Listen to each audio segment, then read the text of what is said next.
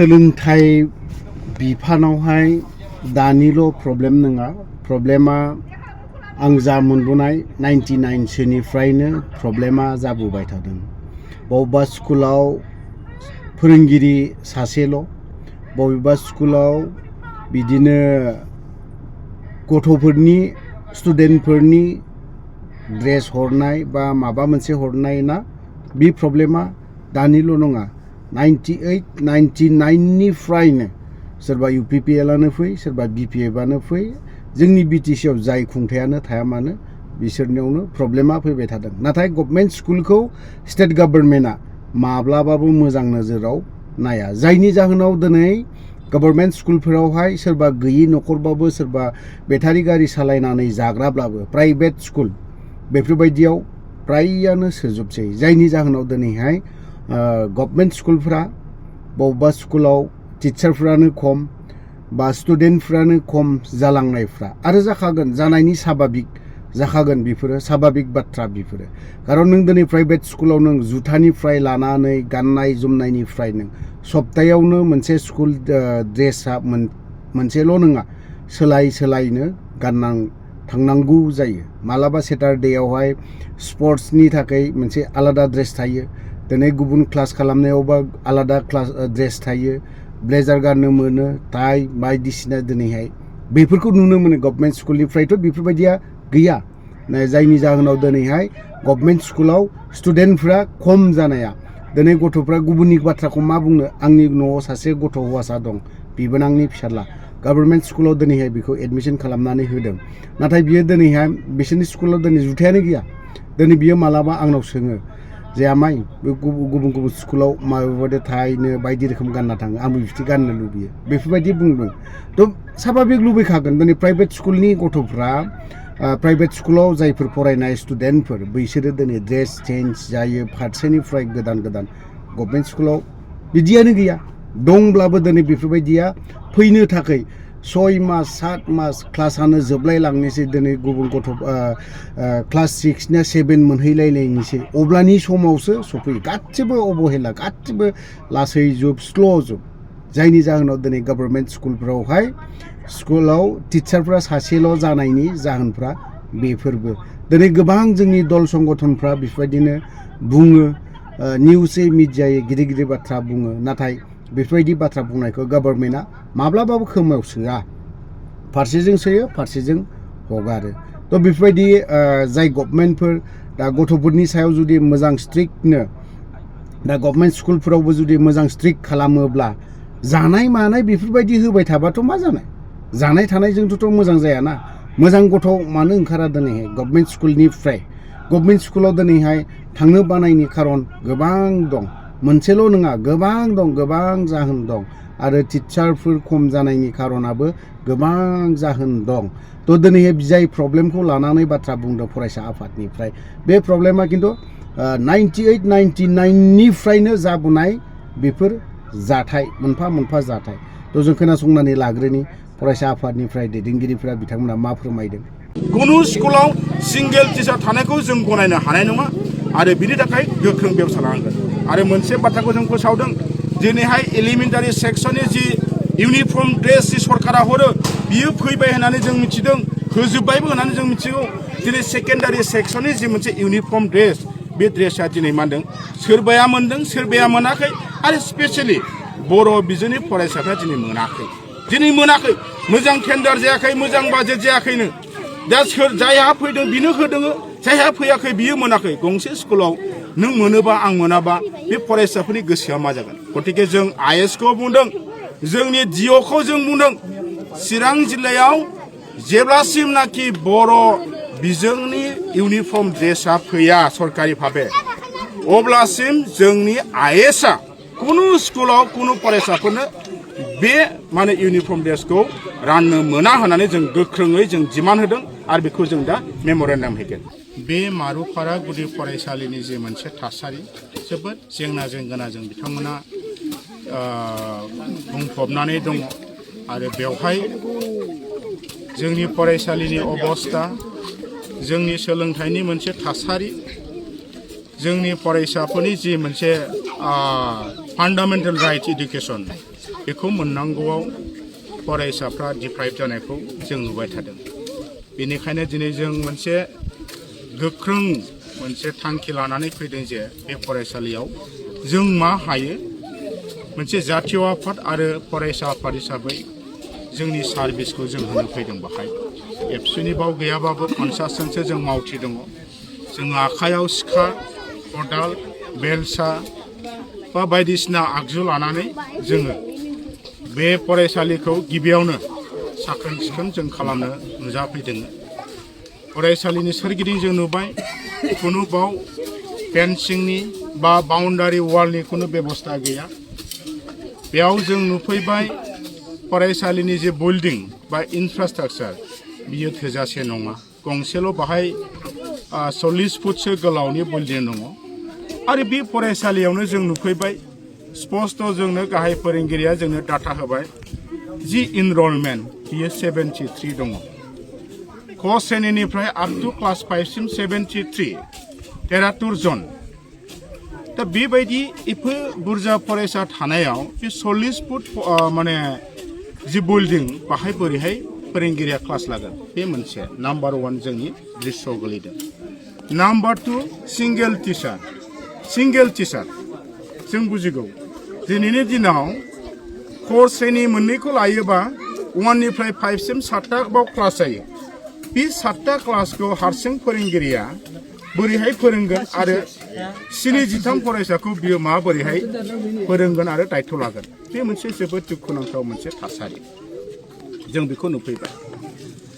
दा बिनिखायनो दिनै जोङो रायजो राजाखौबो जों खावलायदों, बिमा बिफाखौबो जों खावलायदों, SMCखौबो जों खावलायदों, रायलायदों जे माखासे जेंनाखौ समाधान खालामनायनि जि राहा बिनि बेबस्थाया जोङो SMCनि थ्रुयै बिमा बिफा जोङो गामिया समाजा बाहाय दायित्व दङ जायखौ जों गोजानो मावनो हायो। सरकारनि बाव गोनांथि गैया। बे जाबाय जों दिनै एबसुआ जायखौ मोनदांदों हाग्रा फोसाबनाय, सनस्रांनाय, बेमाफोरखौ जोङो साफा सुफा खालामनाय, वाल फेन्सिंखौ जोङो थिग खालामलांनाय बे खामानिया जोंनि सामाजिक दायित्व। बेखौ जों दिनै खालामगोन आरो इयुनाव फोरोंगिरि, SMC, बिमा बिफा, समाज बयखौबो जयैनो गैयाब्लाबो मासाव खनसे बेबायदि नोजोरजों फरायसालिखौ फोसाबनांगौ होननानै जों खावलायदों आरो जों बिथांमोनखौ खावलायबाय। बे जाबाय जोंनि पार्ट। गथ' गथायखौ थि समाव लाबोनांगौ, देलायहोनांगौ, साफा सुफा बे जाबाय जोंनि पार्ट। फोरोंगिरिया जिखिनि दं मोजाङै फोरोंनांगौ बे जाबाय फोरोंगिरिनि पार्ट। रेगुलार डिउटि खालामनांगौ, मोजां मोनसे मेन्टेलिटिजों गथ'फोरनो गोग्गो सोलोंथाइ होनांगौ बे फोरोंगिरिनि दायित्व। आरो गुबुन मोनसे गोख्रों दिनै दायित्व बे जाबाय सरकारिनि दायित्व। जाय दायित्वआव दिनै जोंनि फरायसालिफ्रा गोबां चिरां जिल्लायाव थानाय गुदि फरायसालिफोर, ME स्कुलफोर, हाई स्कुलफोर, सेकेन्डारिफोर दिनै जथेस्थ' जेंनायाव दं। नाम्बार 1आव जाहैबाय साफिसियेन्ट जोंनाव मा होनदों फोरोंगिरि गैया। मेक्सिमाम दिनै LP स्कुलाव मा जादों सिंगेल टिचार जानानै दङ।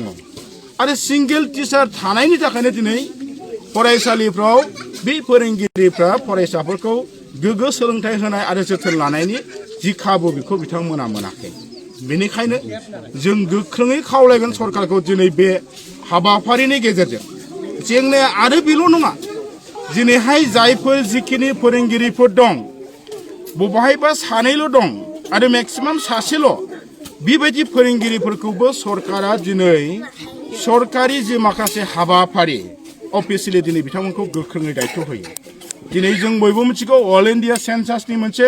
परिबेसा सोलिगासिनो दं, हाबाफारिया सोलिगासिनो दं। दा बेवहायबो जों नुबाय 100% फोरोंगिरिफोरखौनो सेन्सासनि खामानिखौ मावनायनि जि मोनसे दायित्व आरो ट्रेनिंखौ अलरेडि होबाय। आरो बे हाबाफारिया आगस्टनि 17निफ्राय सेप्तेम्बरनि 17 थारिखसिम मास मोनसे फुराफुरि सोलिगोन। दा होमबा सिंगेल टिचारा बे गावनि फोरोंगिरि डिउटिखौसो फोरोंगोन बा फरायसालियावसो फैगोन ना बै सेन्सासखौ खालामगोन नोंथांमोना नायदो। सानै फोरोंगिरि थानायावबो सासेया थाबाय, सासेया जुदि डिउटियाव थाङोबा माबोरै जागोन बे फरायसालिनि अबस्थाया बे मोनसे दिनै थासारि। आरो जों दिनै मोनथिफैबावबाय नैबे फरायसालि हारसिं फोरोंगिरि बिथाङा बिथाङा आरो BLO डिउटि दङ BLOआवबो जायोबा खामानि जायोबा बिथाङा स्कुलखौ गारनानै BLOनि खामानिखौ मावहैनांगौ बेबायदि दिनै परिबेस बिनि अनगायैबो जों नुयो जेलानाखि बिसायख'थि जेलानाखि इलेक्सन फैयो देशआव बै फोरोंगिरि बिथांमोनखौनो इलेक्सननि प्रक्रियायावबो हाबाफारियाव बिथांमोनखौनो बाहायो दा जों नुबाय गासैबो फोरोंगिरिफोरखौ फोरोंनायनि अनगायै सामाजिक बिथिं सरकारि बिथिं गुबुन गुबुन बिथिं दिनै बिथांमोनखौ बाहायनायाव दिनै जोंनाव जथेस्थ' जि गुन गोनां सोलोंथाइनि आबहावा दानांगौ बेखौ जों दानो हायाखै आरो बेखौ सरकारा इच्छाकृत भाबे दिनैहाय बिथांमोना बुजिदोंबाबो नुदोंबाबो माखासे खारननि थाखाय बिथांमोना खालि बे फोरोंगिरि समाजखौ दिनैहाय मा होनदों बाहायबाय थानायखौ जों नुदों जायनि थाखाय जोंनि फरायसाफ्रा भुक्तभोगि जोङो दिनै साफार जादों डिप्राइभ जादों आरो बेखौ जोङो बेसे गोबाव सहायबाय थागोन बोसोरसेनि बाथ्रा नङा बोसोरनैनि बाथ्रा नङा बियो दिनै बोसोरनि उनाव बोसोर बे जाबाय थादों बेनिखायनो जों दिनै दुलाराय बर' फरायसाफोरा गोख्रोङै बुङो सेन्सासआनो जा BLOनि खामानियानो जा इलेक्सननि बेपारानो जा गुबुन गुबुन खामानियानो जा फोरोंगिरिफोरखौ बाहायोब्लाबो जोंनो जि फोरोंगिरिफोरनि मुल जि रेसपन्सिबिलिटि फोरोंनायनि दायित्व बे दायित्वनिफ्राय बिथांमोनखौ जाहाथे उसुबिदा खालामनाङा गंफ्रामबो फरायसालिया फरायसालि बायदियै फरायसालिनि मान मर्यादाजों सोलिनांगोन आरो रेगुलार टाइम मथे क्लास जानांगोन जों बिनि खाबुखौ होनांगौ सरकारा जों बेखौ बुंदों आरो दिनै जि सिंगेल टिचार बे सिंगेल टिचार थानाय फरायसालिफोरखौबो थाबैनो जोंनि आसाम सरकार जोंनि एडुकेशन डिपार्टमेन्ट बिथांमोना गोख्रोङै आरो थाबैनो पुरन खालामनांगौ जों बेखौ मोनदों 73 फरायसा थानाय बे फरायसालियाव दिनै गैयाबाबो क्लास वाइसै साबा जोंनो फोरोंगिरिनि प्रयोजन दं बे फोरोंगिरिखौ जों दिनै डिमान्ड खालामबाय आरो गुबुन मोनसे बाथ्राखौ दिनै जों बुंनो लुबैबावदों जोंनि डिपार्टमेन्ट एडुकेशन डिपार्टमेन्ट दिनै BTC लेभेलाव डाइरेक्टरेट दं जोंनाव IAS दं जोंनाव GO दं जोंनाव BO दं जोंनाव गुबुन गुबुन अफिसार लेभेलनि दङ बे बिथांमोना स्कुलफोरखौ फोरोंगिरिफोरजों फरायसाफोरजों गार्जेनफोरजों मोजां मोनसे मा होनो सोमोन्दो मोजां मोनसे मा होनदों बिसार बिबेचनाखौ खालामनांगौ बिथांमोना स्कुलजों मा होनो भिजिट खालामनाय फोरोंगिरिफोरजों रायलायनाय बेखौ खालामबाय थानांगोन बेखौ खालामोबा स्कुलनि थासारिया मोजां जागोन आरो गार्जेनफ्राबो मोनसे बिसास मोनसे फोथायनाय बे फैगोन आरो बे परिबेसा दिनै गैया जादों बेनिखायनो जों गले गले जोंनि चिरां जिल्लानि IAS GO BO बिथांमोनखौ जों गोख्रोङै बुंनो दिनै बिथांमोना रेगुलार अफिसाव जिरायनानै डाटानि खामानि रिपर्टल' लाबाय थाबा जानाय नङा प्रेक्टिकेल स्कुलाव थांनानै बिथांमोना फोरोंगिरिफोरजों फरायसाफोरजों रायलायहैनांगौ आरो स्कुलखौ मोजाङै सोलिलांनायनि जे मोनसे परिबेस बे परिबेसखौ खालामनांगौ जों बिथांमोनखौ गोख्रोङै खावलायदों जायनि थाखाय दिनै गभर्नमेन्ट फरायसालिफ्राव जोंनि पार्टिकुलार मिडियाम एसामिस मिडियामानो जा बर' बिजोङानो जा जों दिनै मा नुबाय फरायसानि जि मोनसे इनरलमेन्टआ खमायलांबाय जायनि थाखाय सरकारा दिनै इनरलमेन्ट खमायनायनि थाखाय जोंखौ दाय दस जाबसिननानै दिनै स्कुलखौ मार्जार खालामदों दिनै एमालगेमेसन खालामदों जों थाखानाय फरायसालिखौ गुनबुद्धि BTCआव जोंनि चिरां जिल्लायाव एमालगेमेसन मार्जार जानायखौ जों लायहोनो हाया आरो जों बेखौ गनायनो हाया बेनिखायनो समाय थानायाव गोख्रोङै सरकारा डिपार्टमेन्टआ खामानि मावनांगौ जाहाथे गंसेबो स्कुला मार्जार आरो एमालगेमेसन जानाङा जों बिनि थाखाय गोख्रोङै बुंदों दिनै नोंथांमोना नाय दिनै जोंनि खाथियाव बिराद प्राइभेट स्कुल सोलिबाय थादों बर' बिजोंनि इंराजि बिजोंनि एसामिस बिजोंनि बे प्राइभेट स्कुलाव दिनै फरायसानि अभाब गैया मानो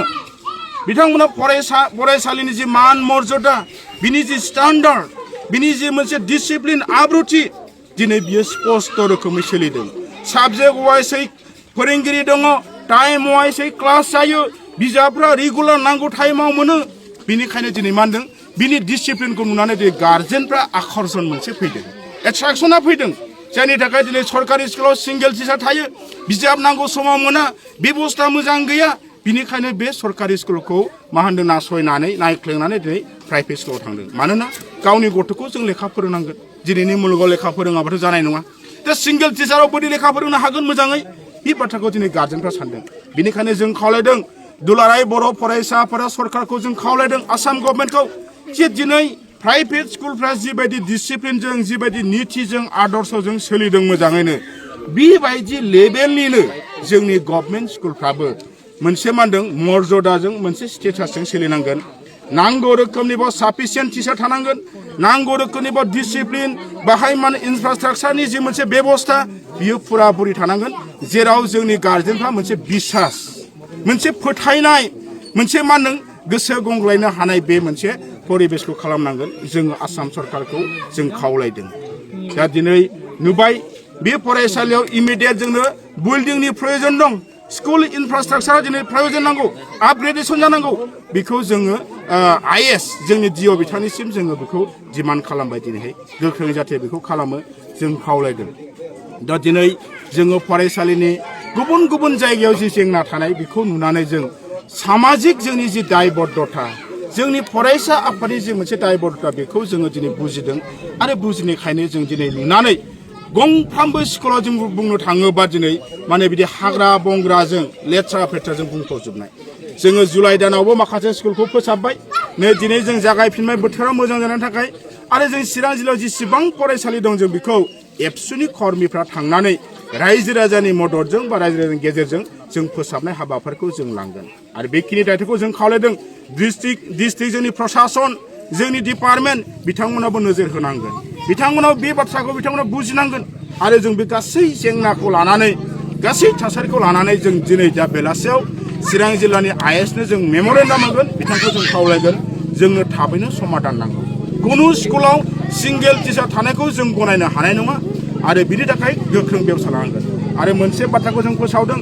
दिनैहाय एलिमेन्टारि सेक्सननि जि इउनिफर्म ड्रेस जि सरकारा हरो बियो फैबाय होननानै जों मिथिदों होजोब्बायबो होननानै जों मिथिगौ दिनै सेकेन्डारि सेक्सननि जि मोनसे इउनिफर्म ड्रेस बे ड्रेसा दिनै मा होनदों सोरबाया मोनदों सोरबाया मोनाखै आरो स्पेसियेलि बर' बिजोंनि फरायसाफ्रा